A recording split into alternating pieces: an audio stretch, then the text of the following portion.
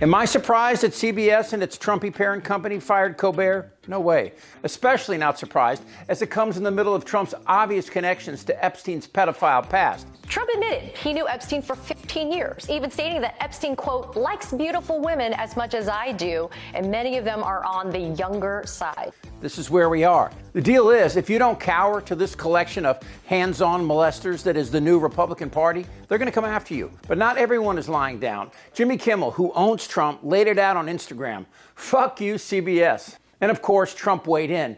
I absolutely love that Colbert got fired. His talent was even less than his ratings. I heard Jimmy Kimmel is next. Has even less talent than Colbert. Greg Gutfeld is better than all of them combined, including the moron on NBC who has ruined the once great Tonight Show. So what happened here is simple. CBS wanted a merger, and Trump wouldn't allow it unless they settled his lawsuit and unless they fired Colbert. Trump sued CBS News and its parent company, Paramount Global, alleging that 60 Minutes deceptively edited an interview with then Vice President Kamala Harris back in October.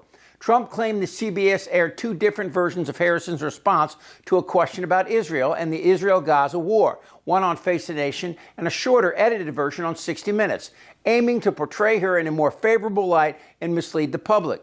I saw both. That's a lie. And at first, CBS and Paramount maintained that the edits were standard practice to fit the time constraints of the different programs and that the lawsuit was without merit. But then they lost their balls. Earlier this month, Paramount Global agreed to settle the lawsuit for $16 million. Why? They wanted a merger, and the merger needed to be approved by the FCC, and of course, Trump blocked it until they settled. Oh, and this is cute. The funds from the lawsuit, they're designated for Trump's future presidential library. That's rich. It'll have 2 books, The Art of the Deal and Mein Kampf.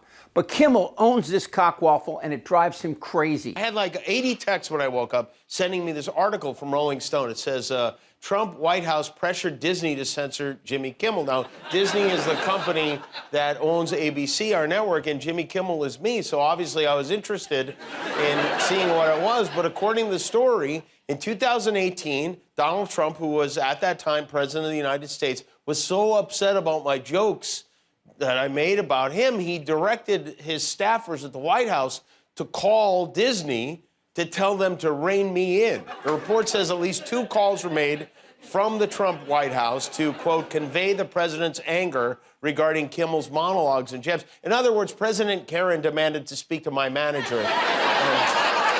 It's actually hypocritical coming from someone who claims to be the bigliest anti-censorship defender of free speech. Today, I'm directing my administration to explore all regulatory and legislative solutions to protect free speech and the free speech rights of all Americans. We're here today to discuss protecting Americans from censorship. We will uphold the right of free speech. We, as a country, cannot tolerate political censorship. We will always protect free speech. The censorship and bias is a threat to freedom itself. Free speech is a bedrock of American life. We believe in free speech. Censorship, free speech. Censorship. Free speech, censorship. Believe it or not, I'm one that really likes free speech. You can't have censorship. You can't pick one person and say, well, we don't like what he's been saying, he's out. It's very interesting, isn't it? It's almost like he's a hypocrite. Now, this is what little dictators with small penises do. Hey, Mr. Trump, drop your pants. Prove that I'm lying. Prove I didn't see your dick. But Kimmel is relentless, as he should be. I just got a review, and has there ever been a worse host than Jimmy Kimmel at the Oscars? His opening was that of a less-than-average person trying too hard to be something which he is not and never can be. Get rid of Kimmel and perhaps replace him with another washed-up but cheap ABC talent, George Slopanopoulos. He would make everybody on stage look bigger, stronger, and more glamorous. Blah, blah, blah. Make America great again.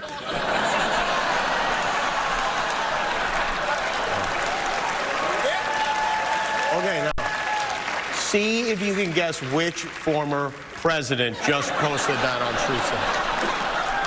Anyone? No? Well, thank you, President Trump.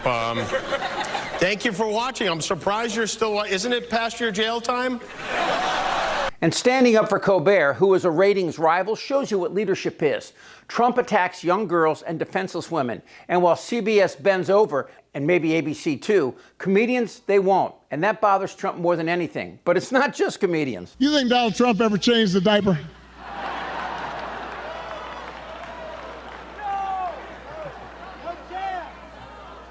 Yeah.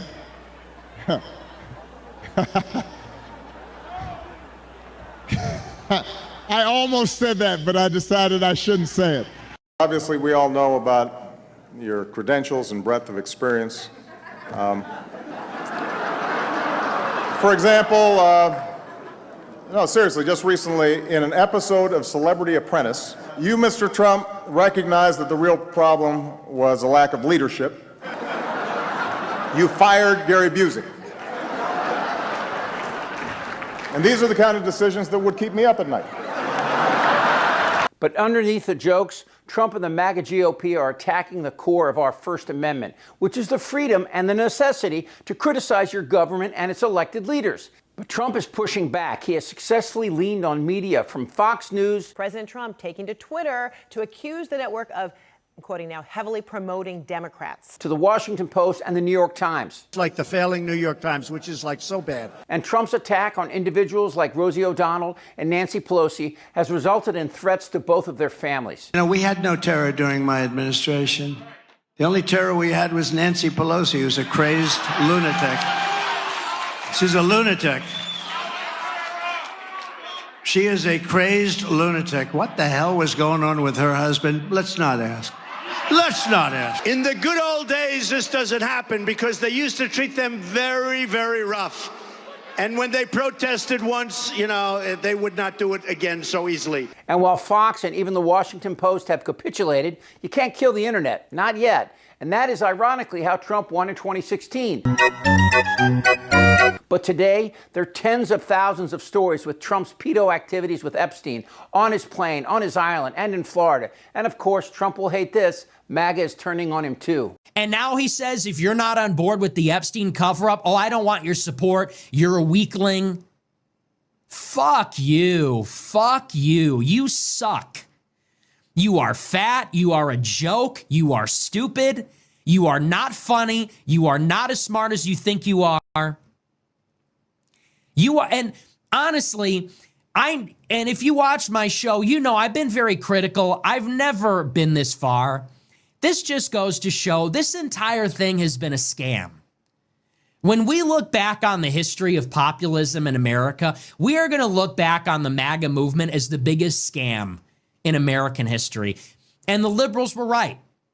The MAGA supporters were had. They were. When we look back in history, we will see Trump as a scam artist who served as a vehicle for this rather than the other way around. We were not the vehicle for Trump. Trump was the vehicle for all of us.